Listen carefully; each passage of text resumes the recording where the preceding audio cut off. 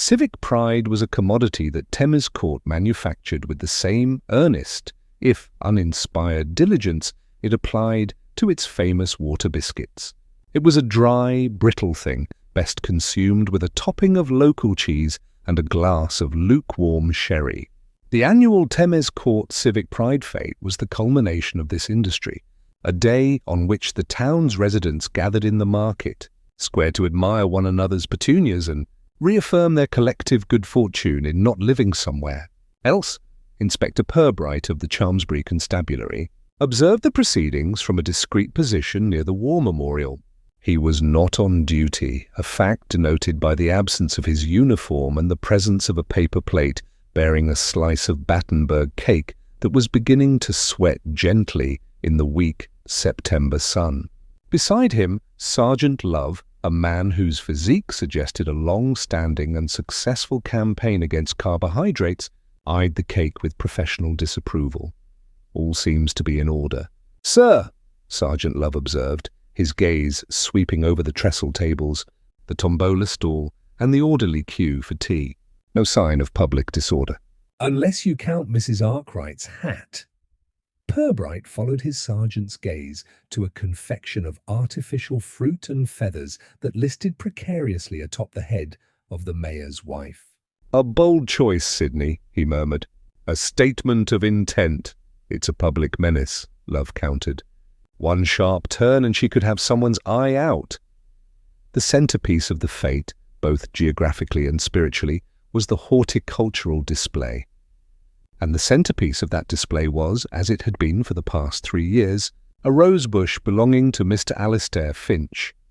Mr. Finch was the chairman of the Thamescourt Preservation Society, a position he wielded with the quiet, unbending authority of a man who knows the precise legal definition of a conservation area.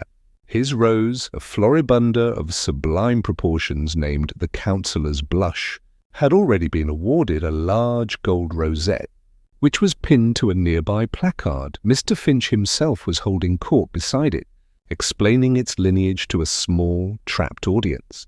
"It's all in the pruning, you see," he was saying, his voice carrying across the square. "One must be ruthless. Absolutely surgical. Sentiment has no place in the pursuit of perfection." Purbright took a delicate bite of his cake. It was, he reflected, the sort of statement that could easily be applied to other areas of life in Thamescourt. The disruption, when it came, was not a shout, but a shriek. A small boy, having escaped his mother's orbit in pursuit of a fugitive pigeon, had stopped dead at the edge of the grand stone fountain that dominated the square. He was pointing, his mouth a perfect O of astonishment. A murmur rippled through the crowd. Heads turned. The queue for tea disintegrated as its members, sensing a drama more nourishing than stewed Earl Grey, surged towards the fountain. Purbright, with a sigh that was only partly for his abandoned cake, followed, Sergeant Love clearing a path with the polite but immovable presence of a shire horse. The sight that greeted them was, even by the standards of a town that had once declared a state of emergency over a misplaced comma in a council bylaw, profoundly shocking. There, floating serenely in the fountain's basin, was the councillor's blush. It had been torn from the earth with considerable force, a great clump of soil still clinging to its roots like a clod of earth on a buried coffin. Its perfect pink blooms bobbed gently on the water. Martyrs to some unspeakable act of horticultural violence. A gasp went through the crowd, followed by a collective intake of breath as Alistair Finch pushed his way to the front. He stopped, his face paling to the colour of cheap lard. For a moment he seemed unable to process the sacrilege. Then his mouth opened. "My Rose," he whispered, the words catching in his throat. My counsellor, but there was more. Tied to the root ball with a length of neat blue ribbon was a small, waterproof pouch, and from within it a thin wire snaked up to a small grey object nestled amongst the leaves, an object Purbright recognised as a pocket tape recorder. "What on earth?" began Sergeant Love, stepping forward. Before he could get any closer, a young constable, eager to impose order, reached into the water and retrieved the device. He fumbled with it for a second, his thumb accidentally depressing a button. A sound issued from the tiny speaker. It was not a voice nor music. It was a low, rhythmic, liquid sound, a wet, gurgling sigh repeating over and over. It sounded, Purbright thought, with a strange sense of detachment, unnervingly, like a man drowning, very quietly and with immense dedication. The sound looped, a soft, submerged echo in the sudden, appalled silence of the market square. Alistair Finch stared at the desecrated emblem of his life's work, his face a mask of utter disbelief. The drowning echo played on, a bizarre and mocking requiem for a murdered rose. Purbright looked from the rose to Finch's face, and then to the faces in the crowd, a gallery of shock, sympathy and, in a few discreet corners, the faint, unmistakable glint of satisfaction. "Well, Sidney," he said, his voice barely audible above the gurgling, "it appears our afternoon is no longer our own." An official police procedure, once initiated, has a calming, almost theatrical quality. It imposes a known script upon an unknown event. Sergeant Love, restored by the familiar mechanics of his profession, directed the young constable to take statements from the boy who had first seen the floating exhibit. Another officer was dispatched to erect a temporary cordon around the fountain, a gesture that conferred upon the scene the solemnity of a genuine crime. The drowned rose was photographed from several angles before being lifted from the water with the care afforded to a body and laid upon a tarpaulin. Mr. Finch, having been ministered to with a cup of sweet tea and the platitudes of the mayor, was gently escorted home, a man whose personal verdun had been a municipal water feature. News of a scandal in Thamescourt, however, travelled not by the plodding protocols of the constabulary, but by a form of social osmosis, far more rapid and infinitely more embellished. Before the tarpaulin had been fully unfolded in the market square, the essential details, rose, route, ribbon, and recorder, had permeated the town's social membrane. By 4 o'clock the incident was being dissected in forensic detail in the lounge bar of the Spotted Cow. Mrs. Gadsby, a woman whose main contribution to the civic good was the tireless aeration of local rumour, held the floor. "Torn up by the very roots," she declared, her voice low with manufactured horror. "It's a violation, that's what it is. A personal attack." She took a delicate sip of her gin and tonic, the ice clinking like a small bell tolling for the deceased plant. "Vandals," grunted Mr. Abernathy from behind his copy of the Chalmsbury Herald.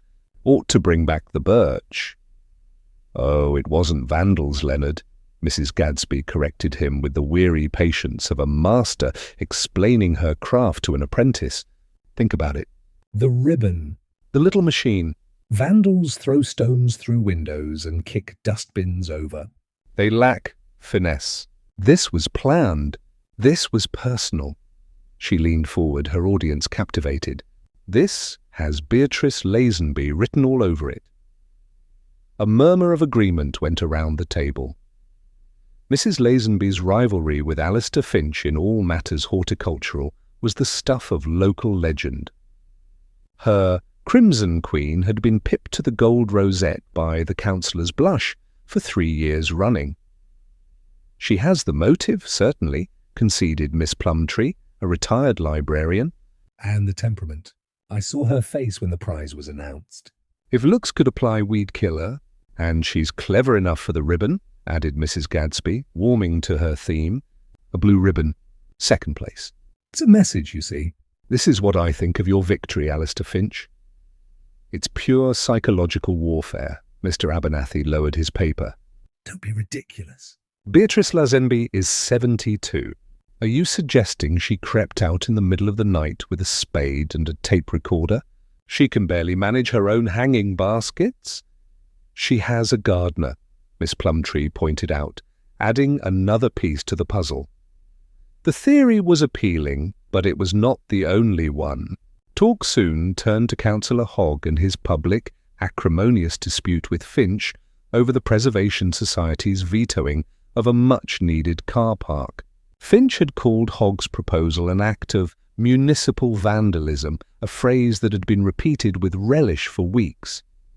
"Hogg's got the temper for it," someone offered from the bar. "And drowning a rose in the town fountain. That's a political statement if ever I saw one. He's drowning Finch's precious preservation in the name of progress."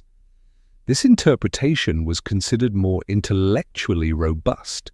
It spoke of high principle and low blows, a combination that Thamescourt understood perfectly. The drowning sound itself was a source of fevered debate. A threat, a macabre joke? Mrs. Gadsby was certain it was a sophisticated allusion to the Ophelia-like demise of the rose, a theory that was met with blank stares. By 5:30, a consensus of sorts had been reached. The act was too elaborate for youths, too strenuous for Mrs. Lazenby, and too poetic for Councillor Hogg. It was, therefore, the work of a hitherto unknown fourth party, a criminal mastermind whose motives were obscure, but whose methods were undeniably theatrical. Meanwhile, back in the sterile quiet of the Chalmsbury police station, Inspector Purbright placed the small tape recorder on his desk. Sergeant Love stood beside him, holding a plastic evidence bag containing a damp length of blue satin ribbon.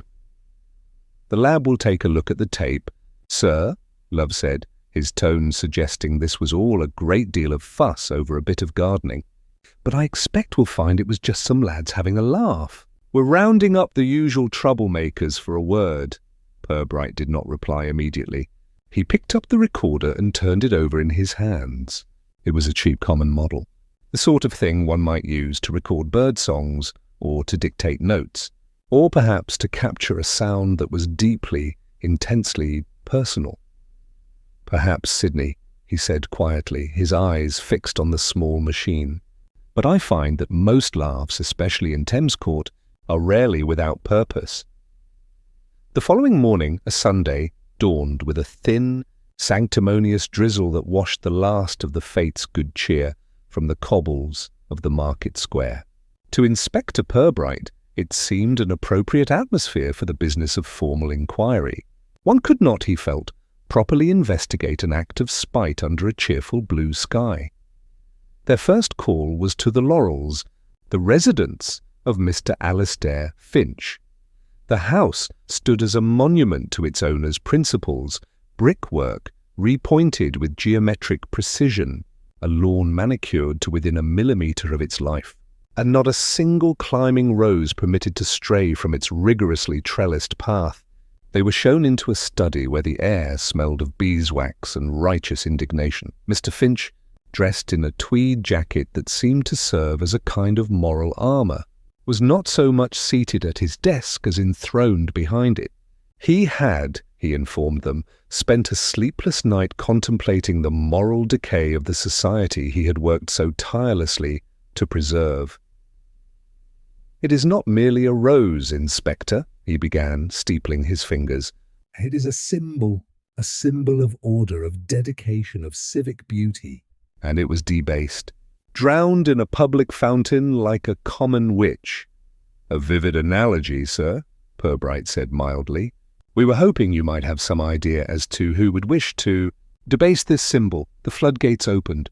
Finch produced what was less a list of suspects and more a comprehensive census of every individual who had ever had the temerity to disagree with him.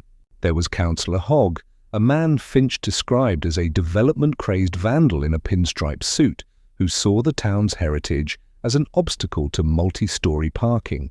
There was the Sowerby boy, the groundskeeper's loutish nephew, dismissed for what Finch termed horticultural hooliganism, and delivered with a sigh of profound weariness.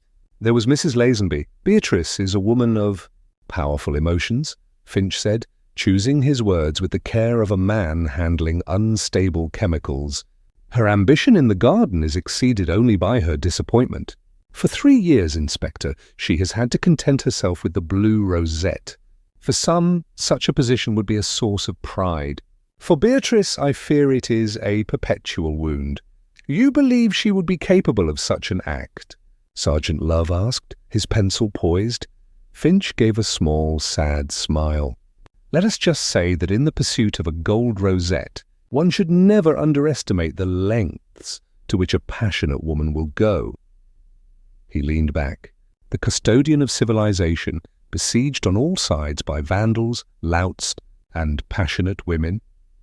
Their second visit took them to a house on the other side of town, where the garden was not so much managed as curated into a state of glorious, semi-wild rebellion.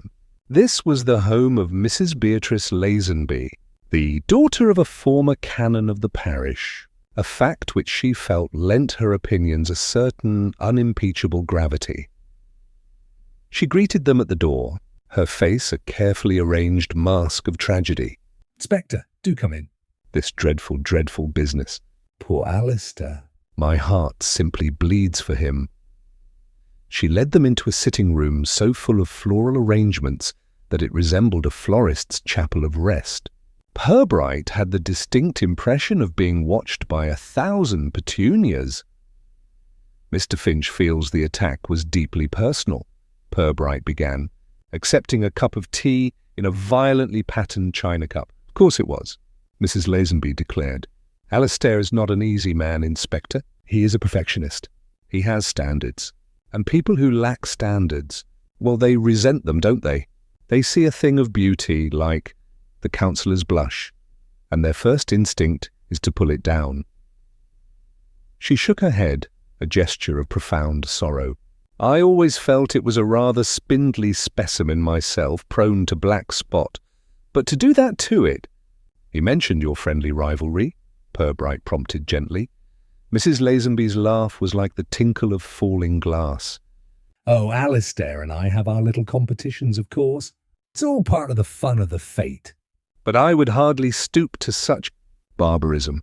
"My goodness, no." "One must maintain a sense of proportion."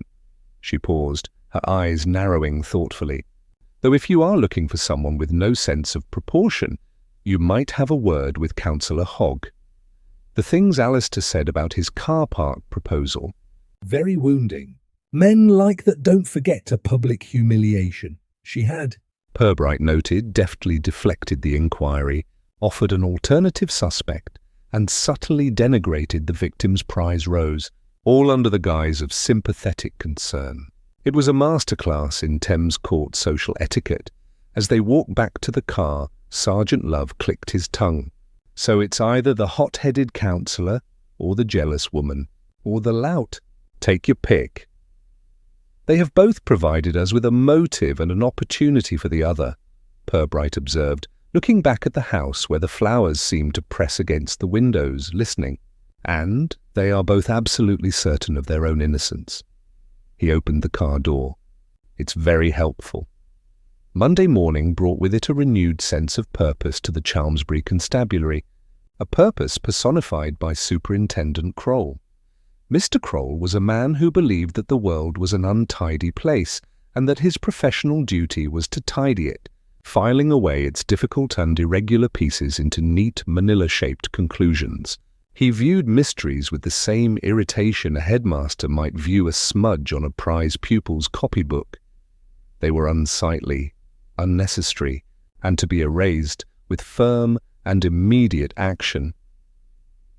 He surveyed Purbright and Sergeant Love from across the expanse of his polished desk, the preliminary report on the Thamescourt horticultural incident lying before him like a personal affront.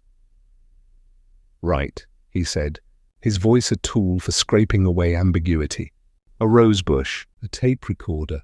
A lot of hysterical gossip." Let's cut through the nonsense, shall we?" He tapped a paragraph in the report with a thick forefinger. "Finch the victim mentions a youth, "A Herbert Sowerby, sacked from his post as a park keeper's assistant on Finch's own recommendation. Correct?" "That's right, sir," Sergeant Love confirmed. "About a month ago. Trampled a bed of prize-winning begonias, apparently." "Motive," Kroll stated as if closing a sale. He has a history of petty mischief, does he not? Loitering." "Kicking footballs against the library wall." The usual litany of youthful aimlessness. A few minor reprimands, sir. Nothing serious? Purbright offered quietly. Kroll waved a dismissive hand. It's how it starts. A begonia bed today, the very foundations of civic order tomorrow. He leaned forward, assembling the facts into a shape he found agreeable. So young Sowerby, nursing a grievance, decides on a spot of revenge. He waits until the fate sneaks in, rips up the offending plant belonging to the man who got him the sack, and chucks it in the fountain. It's simple. It's logical. It's what boys like that do. And the tape recorder, sir? Sergeant Love asked. And the blue ribbon? Window dressing, the superintendent declared with finality. A pathetic attempt to be clever. He probably found the ribbon on the ground. The recorder was likely stolen. The sound it was making is irrelevant. The point is the act itself.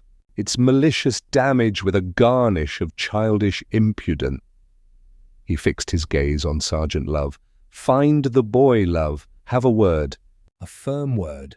I suspect you'll find he confesses before you've finished your first cup of tea. Sergeant Love nodded. It made perfect sense. It was a clear, straight line through the messy tangle of local politics and horticultural jealousy. It was a case you could write up, close, and forget about. He glanced at Purbright, who was studying a small crack in the ceiling with an air of mild academic interest. The inspector had offered no opinion whatsoever. Herbert Sowerby was located as predicted, loitering. He was a youth whose primary physical characteristic was a kind of boneless slouch, as if gravity had a particular grudge against him. He was brought to the station, where he sat in an interview room and answered Sergeant Love's questions with a series of monosyllabic grunts and shrugs. Yes, he'd been sacked. No, he wasn't happy about it. Yes, he thought Mr. Finch was a pompous old windbag. Where was he on Saturday afternoon? Out where? Just around. With who? Mates, which mates? He couldn't remember. He denied everything, but with a sullen lack of energy that looked very much like guilt. He was precisely the sort of culprit Superintendent Kroll appreciated.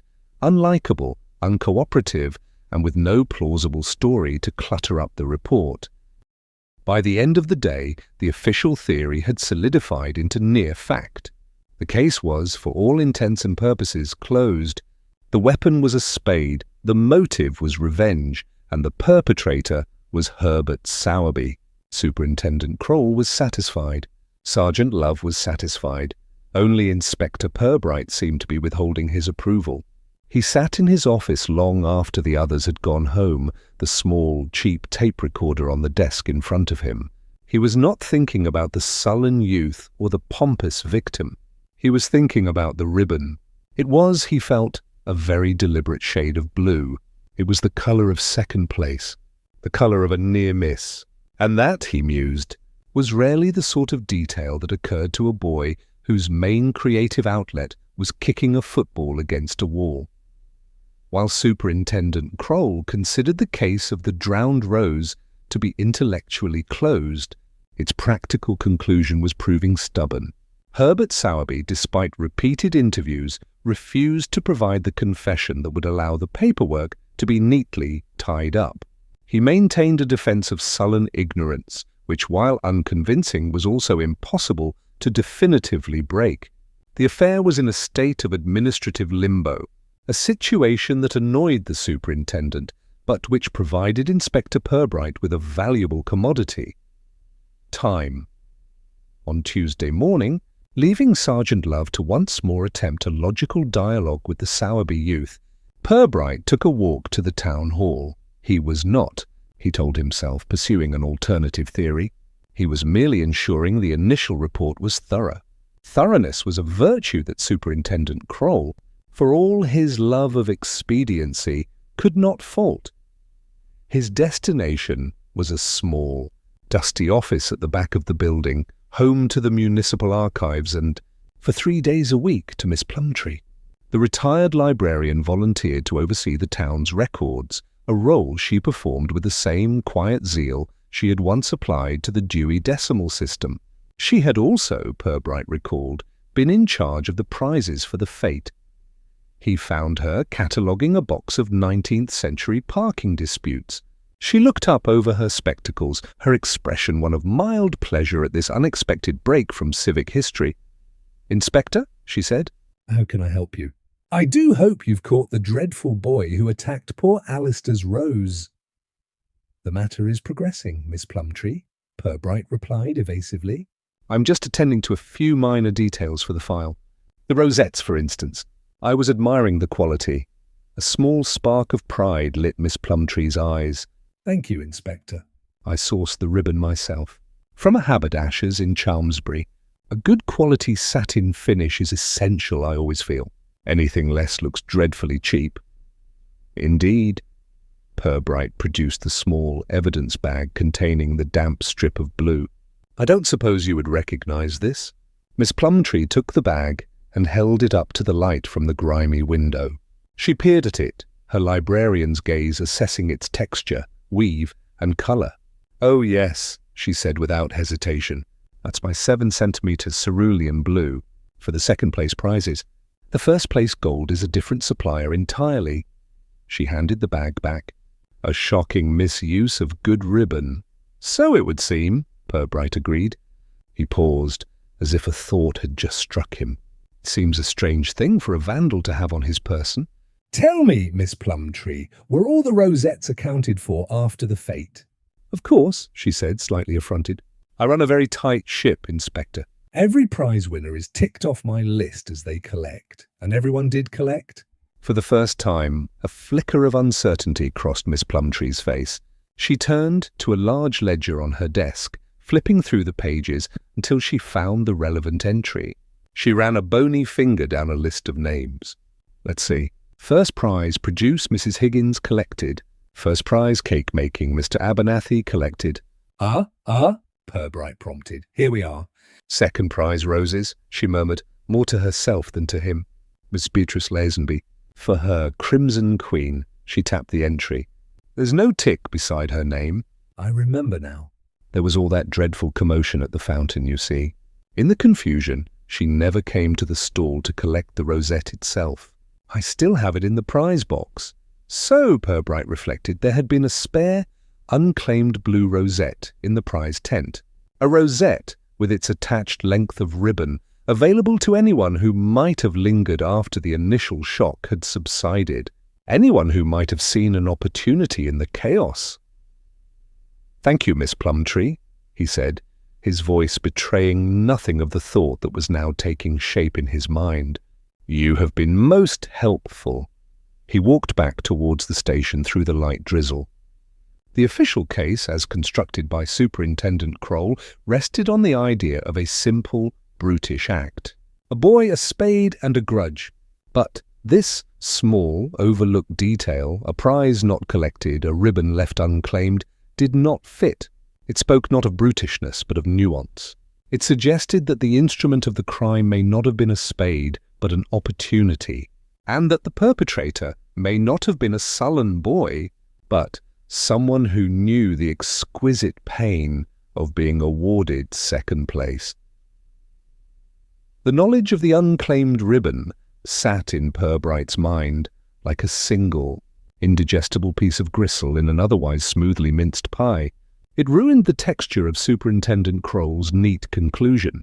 While the official investigation stalled against the wall of Herbert Sowerby's apathy, Purbright decided that a few more informal conversations were required to complete the picture. He was, after all, a diligent officer. His first visit was to Councillor Hogg.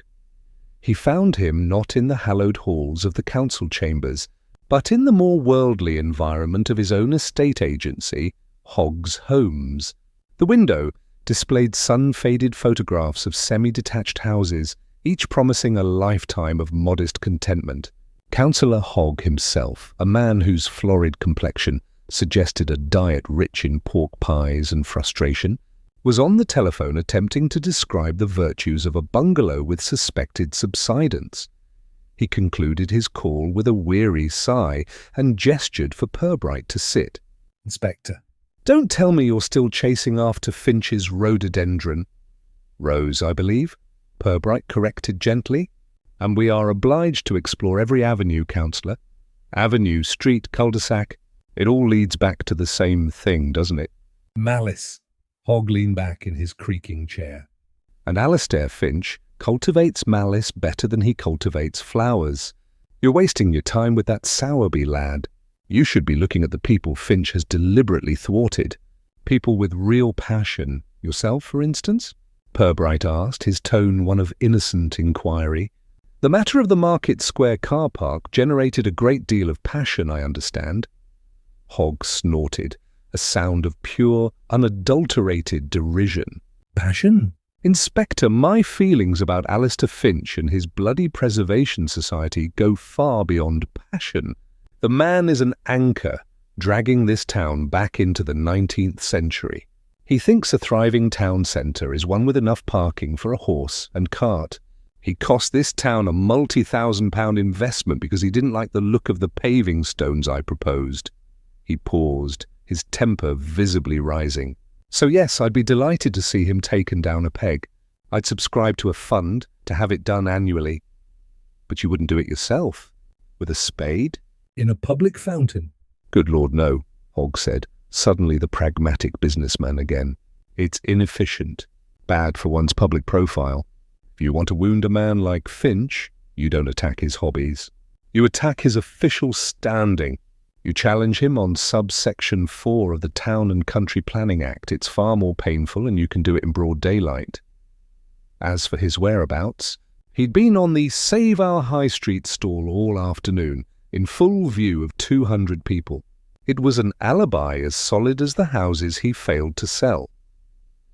Purbright left the estate agents and made his way to the municipal park, where the greenhouses stood in silent, steamy rows. Here worked Mr. Sowerby, Herbert's uncle, and the town's head groundskeeper. He was a man whose relationship with the soil was far older and more profound than his relationship with most human beings. Purbright found him in a potting shed, separating seedlings with thick, earth-caked fingers. Mr. Sowerby did not believe in wasting words, a resource he seemed to consider as finite as bone meal. "Inspector," he grunted, by way of greeting. "Mr. Sowerby, I'm sorry to disturb you. It's about your nephew." "He's a fool," Sowerby stated, not looking up. "But he's not a vandal." "You're certain of that?" "The boy's idle. He'll cut corners, shirk his work, lie about where he's been. But destroy a plant? Rip it up by the roots?" Sowerby finally stopped his work and looked at Purbright, his eyes pale in his weathered face. "That's not idleness, Inspector. That takes effort." "It takes feeling. He hasn't got that much feeling in him." It was, Purbright thought, a deeply damning character reference, yet it served as a defence. "And what about Mr. Finch?" he asked. "You worked with him closely on the park displays." A flicker of something, contempt perhaps, or simple weariness, passed across the groundskeeper's face. "Mr. Finch reads books. He gives instructions. Last spring he told me I was using the wrong kind of mulch on the azaleas. The kind he'd read about was for chalky soil. We're on clay here." He picked up another seedling. "He knows the names of things?" "I know how they grow." The distinction was vast. It was the chasm between the amateur and the professional, the theorist and the practitioner. Here was another deep well of resentment, silent and far more profound than Councillor Hogg's public blustering. "Did you see anything unusual at the fete on Saturday, Mr. Sowerby?" "Around the time of the incident?" The groundskeeper was silent for a long moment, his gaze fixed on the tiny plant in his hand. "Everyone was watching Mr. Finch," he said at last, his voice low. "Watching him win again. He placed the seedling in its new pot with immense care, and everyone was watching him when that thing was pulled out of the water. That's all I saw." Walking away from the quiet solitude of the potting shed, Purbright felt the case expanding around him. It was no longer about a single act of vandalism. It was about the intricate network of petty slights, professional jealousies, and public humiliations that lay beneath the placid surface of Thamescourt. Hogg's political fury, Finch's pedantic tyranny, Mrs. Lazenby's burning ambition, and Sowerby's silent, earthy contempt. They were all thorns on the same bush, Superintendent Kroll's tidy solution seemed a world away, a simplistic label stuck on a much wider and more venomous bed of nettles. By Wednesday, an uneasy truce had settled over the investigation. Superintendent Kroll had ceased demanding a confession from Herbert Sowerby, shifting instead to a policy of pointedly asking for progress reports at hourly intervals. Herbert Sowerby, for his part, had retreated into a state of such profound inertia that he had become less a suspect and more a piece of station furniture. The case was not so much unsolved as it was becalmed in a sea of official frustration and teenage apathy. It was a state of affairs that could not last. Thamescourt's appetite for drama, having been whetted, now required a second course. It arrived, as such things often do, not with a bang, but with a piece of paper.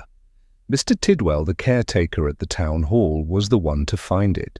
His duties included polishing the brass on the front doors and ensuring the public notice board was free of unauthorized advertisements for lost cats and jumble sales. On this particular morning, pinned squarely over a notice regarding changes to bin collection schedules, was a single sheet of white paper. It bore a message constructed from letters of varying sizes and fonts, clearly snipped from a number of different sources. With the weary sigh of a man for whom public life held no more surprises, Mr. Tidwell carried it to the police station. The note was laid on Purbright's desk. The message was simple and composed entirely of capital letters that still bore the glossy sheen of a high-quality mail-order catalogue.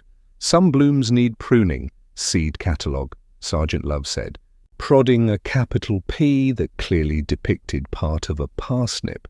Thompson and Morgan, by the looks of it. My wife gets their autumn edition. The note changed things. A single act of vandalism could be dismissed as an impulse. A second deliberate message constituted a campaign. This was not a crime of passion, but one of correspondence. It was also, Purbright noted, a very particular choice of medium. A person who cuts letters from a seed catalogue is a person who is intimately familiar with them. The pool of suspects in Purbright's mind simultaneously shrank and grew deeper. The discovery sent a fresh and delicious shudder through the town's gossip networks, but its effect was entirely eclipsed by the arrival of a second document later that afternoon. It was a buff folder from the Regional Constabulary's Technical Laboratory, and it contained the analysis of the tape recording found in the fountain. Sergeant Love read the summary page, his brow furrowed in concentration. "Right, sir. Here we are. Audio analysis of Exhibit KH2. The recording is a 4-second loop. Sound quality poor. Significant ambient distortion consistent with..." What with being underwater? Frequency analysis suggests the primary sound source is rhythmic liquid displacement in a resonant cavity. He looked up, bewildered. A resonant cavity? What, like a cave? Or a throat, perhaps, Purbright suggested, taking the report. He scanned the technical data and turned to the final concluding paragraph. He read it once and then a second time, a flicker of something that might have been quiet amusement in his eyes. "What does it say, sir?" "They have filtered out the distortion and enhanced the primary sound," Purbright said. "They have also compared the audio waveform to a number of reference samples from their archives." He put the report down on the desk. "It is not," they conclude with 95% certainty, "the sound of a man drowning." "Well, thank God for that," Love said, relieved. "So what is it?" Purbright looked at his sergeant. "It is the sound of a human subject gargling." Sergeant Love stared at him. "Gargling?" "Gargling," Purbright repeated. "With what their analysis suggests is a warm, saline solution." The word hung in the air between them, profoundly and deeply absurd. The entire case had been built on a foundation of menace. A drowned rose, a drowning sound. A community shocked by the macabre nature of the crime. And now the central pillar of that menace had been revealed to be an act of minor personal hygiene. "Gargling," Love said again, testing the word as if it belonged to a foreign language. "You're telling me that someone went to the trouble of uprooting a prize rose bush wiring it up with a tape recorder and throwing it in a fountain just to play a recording of someone Gargling? He shook his head, a man adrift from his logical moorings. It's insane. It's the work of a lunatic. I'm not so sure, Sydney, Purbright said thoughtfully. He picked up the note made from seed catalogue letters and placed it beside the lab report. A lunatic's acts are random. They lack a coherent theme. But this, he tapped the two pieces of evidence, this is beginning to feel very coherent indeed. The crime was no longer a tragedy, he reflected. It was a comedy. And the target of a comedy is not a victim. The target is a punchline. The investigation had shifted. He was no longer looking for a person with a motive for destruction. He was looking for a person with a motive for ridicule. In the quiet of his office that evening, with the station settling into the gentle nocturnal rhythms of paperwork and brewing tea, Inspector Purbright arranged the facts of the case on his desk as a botanist might arrange pressed flowers. There was the stark photograph of the uprooted rose, a portrait of violated dignity. There was the lab report, with its clinical and faintly ridiculous conclusion. There was the blue ribbon lying limply in its plastic bag, a scrap of captured disappointment. And there was the photograph of the note, its words a cheerful ransom of horticultural advice. Separately, they were the components of a rather squalid and baffling local disturbance. Together, Purbright was beginning to feel they formed a kind of prose. It was a story told in symbols about pride. He leaned back in his chair and considered the unique social climate of Thamescourt. In larger, more anonymous places, a man's reputation was a fluid thing, easily mended or reinvented. But here, a reputation was a fixed and fragile structure, built over decades of careful public performance. It was a prize vegetable, nurtured in a fiercely competitive allotment, its size and sheen judged by all. Alistair Finch's reputation was that of an unimpeachable authority, a man of taste and principle, a guardian of standards. His prize rose was not merely a plant. It was the physical proof of his superiority, the gold standard against which all other local efforts were measured. To attack the rose, then, was the most direct way to attack the man. Purbright understood that perfectly, and to use language snipped from a seed catalogue, the very scripture of Finch's world, was a flourish of exquisite personal irony. The author of the note was not an outsider. They were a fellow congregant in the Church of Municipal Gardening. Then there was the ribbon. Superintendent Kroll had dismissed it as a random scrap, but Purbright could not. Nothing in this affair felt random. It was the colour of second best, the uniform of the runner-up. It pointed, with the unwavering certainty of a compass needle, towards a motive of pure distilled jealousy. It spoke of years spent in the shadow of another's triumph, of watching Alistair Finch accept the gold rosette while being handed the blue. It was a motive as old as Cain and Abel, simply scaled down to the level of a provincial flower show. But the gargling, that was the masterstroke. It was the one detail that elevated the crime from a simple act of revenge to a piece of calculated character assassination. Purbright closed his eyes and tried to imagine the scene. A person gargles for a reason. A sore throat, a tickle. A fear of losing one's voice before an important speech. For a man like Alistair Finch, a man who thrived on holding forth, whose opinions were his primary currency, the threat of being rendered voiceless would be a moment of intense private panic. It was a moment of weakness, of utter vulnerability, hidden away behind a closed door. And someone had seen it, or heard it. The perpetrator had not merely attacked Finch's strength. They had taken his secret weakness and broadcast it in the middle of the market square. The gurgling sound, once thought to be a threat of death, was in fact a revelation of frailty. It was a message directed at Finch himself, designed to tell him, "I know you." I know the pathetic, frightened man behind the mask of the prize-winning boar. Purbright sat up and looked at the evidence again. A picture was forming, the psychological portrait of a suspect. This was not the work of a disgruntled youth or a pragmatic counsellor. This was the work of an artist in malice, a person who understood that true humiliation is not inflicted with a spade, but with a secret. The crime was a meticulously constructed piece of theatre, and every prop had been chosen for its symbolic meaning. He was no longer looking for a vandal who happened to be a gardener. He was looking for a gardener whose motive had been cultivated over a long period of resentment, who had stumbled upon a priceless piece of embarrassing knowledge, and who had waited for the perfect moment, the scene of their rival's greatest triumph, to stage their cruel little play. The field of nettles had shrunk to a single, venomous specimen. He now knew the shape of the person he was looking for. The only remaining question was how to make them show their hand.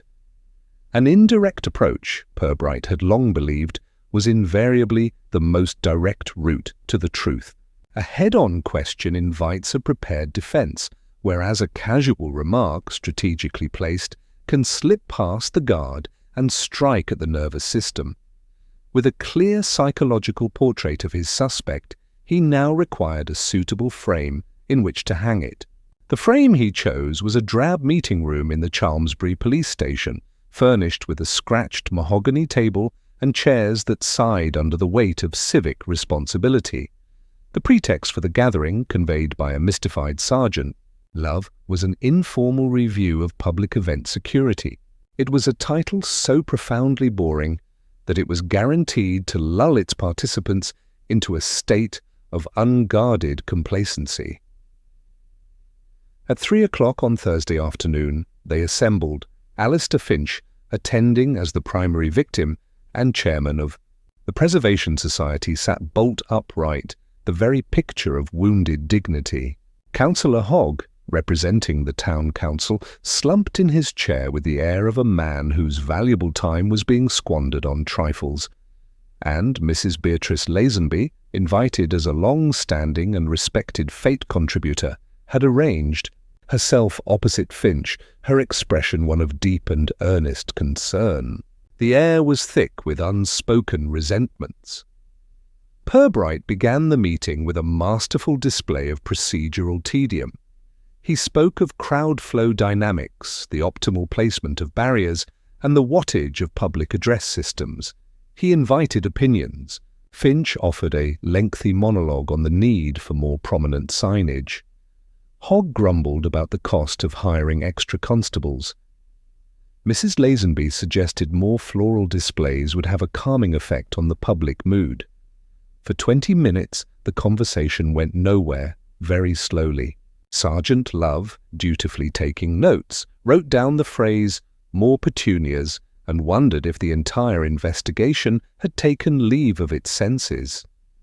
Then, with the gentle, almost imperceptible shift of a river changing course, Purbright altered the flow of the conversation. Of course, the smooth running of these events places a great deal of strain on the organisers, he said, his gaze drifting towards the ceiling. Especially on the principal speakers, the expectation to be on top form, it must be a considerable burden. Finch straightened his tie. "One does one's duty, Inspector." "Indeed," Purbright said, "but the body can play tricks, the voice in particular. A sudden hoarseness, an unexpected frailty, it can be a public speaker's nightmare." He paused, allowing the silence to pool in the middle of the table. Councillor Hogg examined his fingernails, utterly bored. Finch's posture, however, had become rigid, his knuckles white where he gripped the edge of the table. "Purbright," continued, his voice as casual as if he were discussing the weather, "I was reading a fascinating little piece in a medical journal just the other day. It was discussing old-fashioned remedies. Apparently, one of the most effective treatments for nervous laryngitis, the sort of thing that afflicts barristers or clergymen before a big performance, is a simple saltwater gargle. An old theatrical trick, it seems, excellent for steadying the vocal cords and preventing the voice from cracking under pressure." He stopped. He did not look at anyone in particular. He simply waited. For a full 3 seconds, nothing happened. Councillor Hogg shifted impatiently in his seat. The clock on the wall ticked with oppressive loudness. Then Purbright, watching from the corner of his eye, saw exactly what he had hoped to see. Alistair Finch flinched. It was a small, almost imperceptible movement, a tightening of the jaw, the reflexive recoil of a man hearing his most private fear spoken aloud by a stranger. His face, already pale, seemed to lose another shade of colour. It was the reaction of the patient whose secret ailment has just been diagnosed in public. But it was the reaction of Mrs. Lazenby that was the most telling. She did not flinch. For a fraction of a second, her lips tightened, a barely suppressed twitch of something that looked horribly like a smile. Her eyes, sharp and bright, darted involuntarily towards Finch, a quick, predatory flicker to see if the arrow had hit its mark. It was the reaction of the diagnostician, not the patient. It was the unmistakable glint of triumph in the eye of someone who owned the secret, who understood its power, and who had just heard it deployed by another. In that single, unguarded moment, she was no longer a concerned citizen. She was an accomplice to the truth. Purbright let the moment pass. "Well, that's probably enough about hypothetical ailments," he said briskly, turning a page in his notebook. "Now regarding the issue of lost property." The rest of the meeting passed in a blur of trivialities. When it was concluded, the three guests filed out, leaving a wake of confusion and disquiet behind them. Councillor Hogg was muttering about wasted police time. Finch looked as though he had seen a ghost, and Mrs. Lazenby, for all her outward composure, had a new and unfamiliar wariness in her eyes. "Sir?" Sergeant Love said once the door was closed. "What in heaven's name was that all about?" Purbright looked at the notes Love had taken, which now included the mysteriously underlined word, gargle. "I was just watering the seeds of disquiet, Sidney," he said softly, "and I do believe something is beginning to sprout." As Councillor Hogg and Mr. Finch rose to their feet, eager to escape the stale air of the meeting room, Inspector Purbright held up a placating hand. "If I might prevail upon you for a few moments longer," he said, his voice mild. "Councillor, Mr. Finch, perhaps you would be good enough to wait in the sergeant's office next door. Mrs. Lazenby, if you would be so kind as to stay, there is one small, final point I wish to clarify." The request was so polite, so reasonable, that it was impossible to refuse, but its effect was electric. Councillor Hogg shrugged, irritated but compliant. Alistair Finch, however, shot a look of pure, panicked confusion towards Mrs. Lazenby before allowing himself to be ushered out by Sergeant Love. Mrs. Lazenby left. Alone at the table with the inspector, arranged her face into an expression of polite inquiry, but her hands, clasped in her lap, were wound together so tightly her knuckles were like small, white stones. Purbright closed the door and returned to the table, sitting not in a position of authority, but as if he were a fellow committee member. "Thank you for your patience, Mrs. Lazenby," he began. "This whole affair has been most perplexing. A series of seemingly random details that at first glance appear to have no connection." He paused, looking at her thoughtfully. "Take the ribbon, for instance. The little blue ribbon used to tie the recorder to the rose bush. An odd choice, but then I learned from Miss Plumtree that due to the commotion at the fete, you never collected your second prize rosette. The only prize, in fact, that went unclaimed, leaving a spare blue ribbon, identical to the one we found, unaccounted for in the prize tent.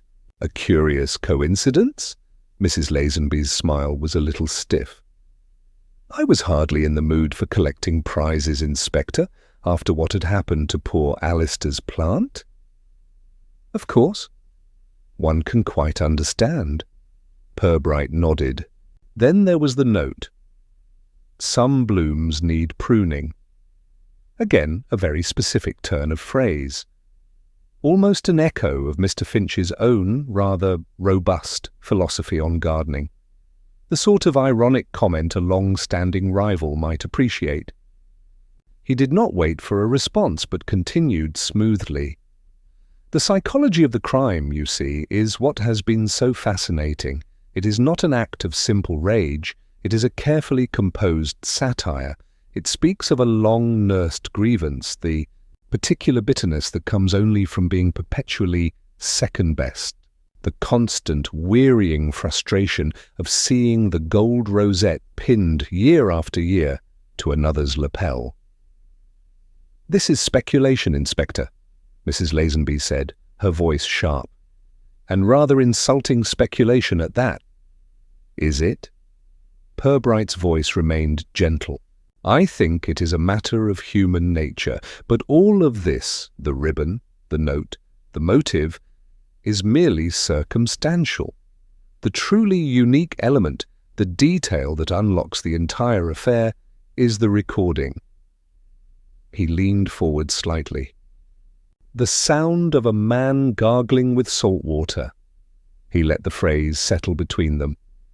"It is such a private, intimate sound, a sound of weakness, of a fear of failure. It is a secret, and a crime built around a secret can only have been committed by the person who knows it."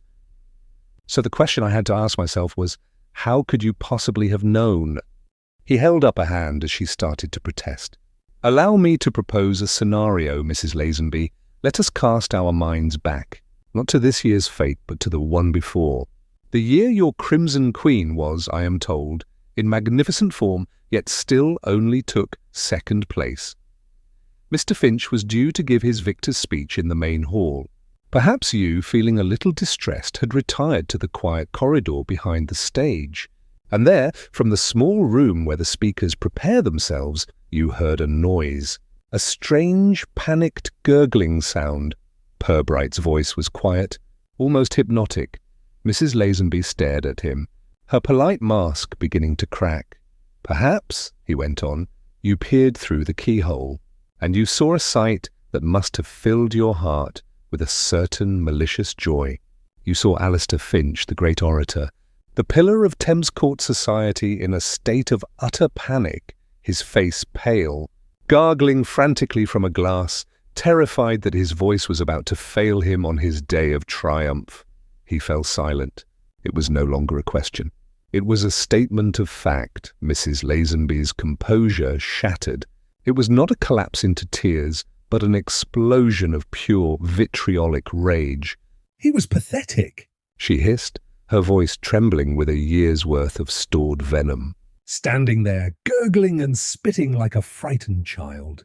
And 10 minutes later he was out on that stage, pontificating, accepting the applause, going on and on about his surgical pruning and his perfect blooms, looking down his nose at my queen, which was a far superior rose to his spindly, insipid creature.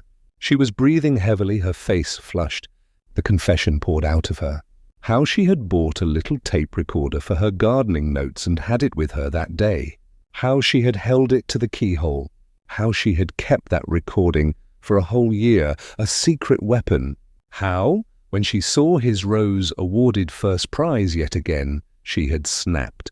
In the chaos around the fountain, she had slipped back to the prize tent, snipped the ribbon from her uncollected rosette, fetched the rose from its display, and performed the baptism herself. He deserved it. She finished, her voice raw. That pompous, arrogant, insufferable man. Someone had to show him what he really was. The fury subsided, leaving a brittle, exhausted silence in the room. Sergeant Love, who had re-entered silently during the outburst, stood by the door, his notebook forgotten, his face a study in astonishment. He had been chasing vandals and hooligans, and all along the culprit had been a 72-year-old woman armed with a grievance, a pair of scissors, and a secret recording of a sore throat. Purbright looked at Mrs. Lazenby, her chest still heaving with the force of her indignation. The full bloom of truth, he reflected, was not always a pretty sight. "Sergeant," he said, his voice calm and clear in the quiet room, "please charge Mrs. Lazenby with causing criminal damage and a public nuisance, the formal charging of a 72-year-old woman for an offence involving a rose bush is a procedure for which the Chalmsbury Constabulary had little precedent. It was carried out by Sergeant Love with a quiet, almost apologetic efficiency, while Mrs. Lazenby, her great storm of indignation having passed, sat in a state of brittle, exhausted silence. She seemed less like a criminal and more like an actress who, having delivered a powerful and draining final monologue, now had to deal with the tedious reality of removing her stage makeup. Alistair Finch and Councillor Hogg were informed of the outcome. Hogg received the news with a bark of incredulous laughter, declaring it the best thing he'd heard all year. Finch, however, did not look triumphant. The knowledge that his moment of private weakness was now an official police matter known to his greatest rival in the constabulary had stripped him of his victory. He looked smaller in his tweed jacket, a man whose prize had been won at the cost of his mystique. He left the station without a word. The news, when it finally broke through the dam of official procedure, did not so much ripple through Thamescourt as seep into its foundations. The initial theory of a dangerous vandal was replaced by the far more satisfying reality of a personal feud. It was no longer a crime story. It was a social comedy, and the town relished it. For a week, the talk in the Spotted Cow was of nothing else. Sympathies were, on the whole, evenly divided. Mrs. Lazenby was condemned for her methods, but widely understood for her motives. Mr. Finch, conversely, was acknowledged as the victim, but privately thought to have had it coming. Mrs. Lazenby was subsequently bound over to keep the peace, and fined an amount that was, as she later declared, less than the cost of a decent greenhouse fumigation. Her real punishment was the quiet, knowing looks that followed her for the next month. The great horticultural rivalry was over. She could never again compete without the memory of the drowned rose hanging in the air. As for Alistair Finch, his pronouncements at the Preservation Society meetings became less frequent and were delivered in a softer, more hesitant tone. He had been reminded, in the most public manner imaginable, of his own fallibility. The surgical ruthlessness he had once advocated seemed to have been turned upon himself. Herbert Sowerby was released from suspicion with a grunt from Sergeant Love and a warning about the perils of loitering. He returned to his natural state of indolence, his brief and unwelcome celebrity fading as quickly as it had arrived. A few days later, Inspector Purbright sat at his desk, the completed file for the Thamescourt horticultural incident before him. It was, he reflected, a perfect case, not for its complexity, but for its simplicity. It had nothing to do with clues in the traditional sense, and everything to do with the predictable patterns of human behavior. It was a crime born entirely of vanity, jealousy, and the unique pressures of a small community where the size of one's roses was a direct measure of the soul. Sergeant Love came in with 2 cups of tea. "All done with that one then, sir?" he asked, placing a cup on the inspector's desk. "All done, Sidney." "I still can't quite believe it," the sergeant said, shaking his head. "All that fuss. For a flower." "Not for a flower, Sidney," Purbright corrected him gently, closing the file. "For what the flower represented." He pushed the file to one side and pulled a new one towards him from the pending tray. It was a thin, unpromising-looking folder. "Now," he said, opening it, "let us turn our attention to the matter of Mrs. Higgins's stolen milk bottles."